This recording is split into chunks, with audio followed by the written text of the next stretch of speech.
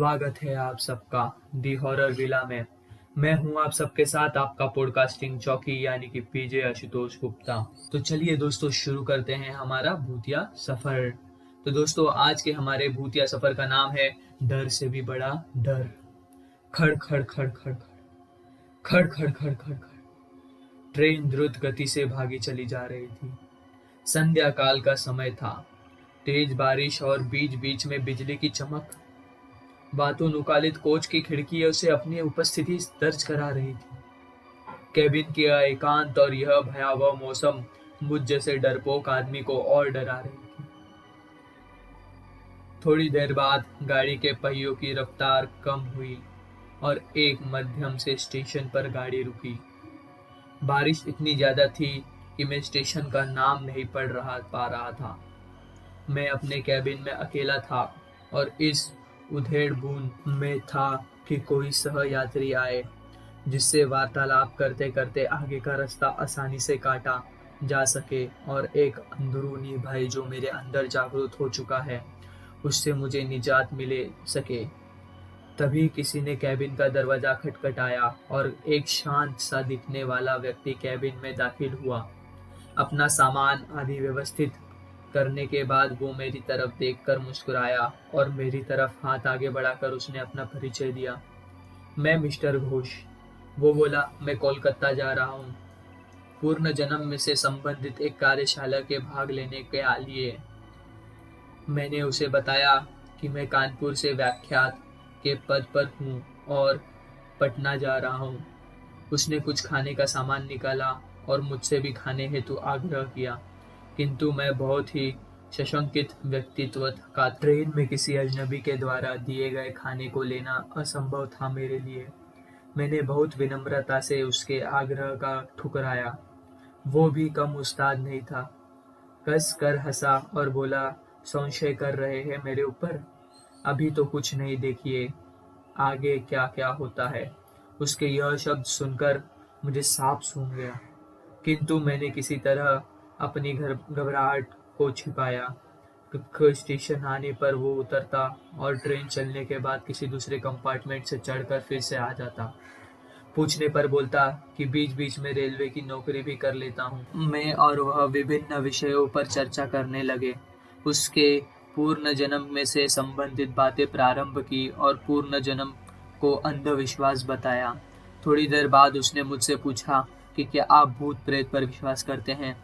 मैंने कहा बिल्कुल। वो जोर से हंसा और बोला, यह सब बकवास है। मुझे भूतों पर विश्वास था, किंतु वो भूतों के अस्तित्व को नकारता था। रात अपने यौवन पर पहुंच चुकी थी। चर्चा अपरांत में थी। वातानुकूलित प्रथम श्रेणी के कक्ष में सोने का प्रयास कर रहा था। अचानक मुझे ऐसा अनुभव हुआ कि कोई मेरे गले पर गर्म अंगार रख रहा है। मैं हड़बड़ाहट कर उठा। कहीं कोई नहीं, मेरे अलावा उस कक्ष में मेरे वही यह यात्री थे जो सामने की बर्थ पर लेटे घोड़े बेचकर सो रहे थे।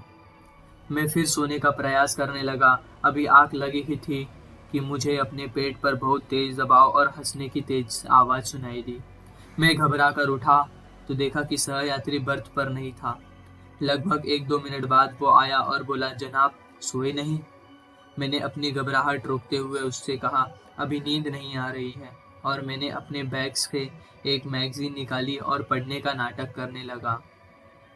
सहयात्री भी बर्थ पर लेट गया और कुछ देर में उसके खर्राटे केबिन में गूंजने लगे। मैं भी थोड़ा निश्चिंत हुआ और बर्थ पर आग बंद करके लेट गया। ट्रेन कभी धीमी होती, कभी रफ्तार पकड़ लेती, लेकिन मेरे दिल ने अब तेज रफ्तार ही पकड़ रखी थी।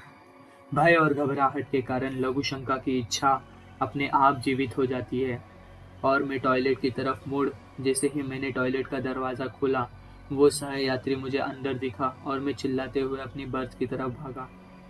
देखो तो वो सहयात्री इत्मीनान से अपने बर्थ पर सो रहा है। मैंने घबराहट में उसे जगाया। वो बोला, अरे क्या हुआ? इतना मासूम लग रहा था, वो जैसे कुछ जानता ही नहीं हो। मैंने कहा, आप यहाँ भी और वहाँ टॉयलेट में भी? वो कुटिलता से हंसा और बोला, मैं कितने रूप में कहीं पर भी रह सकता हूँ।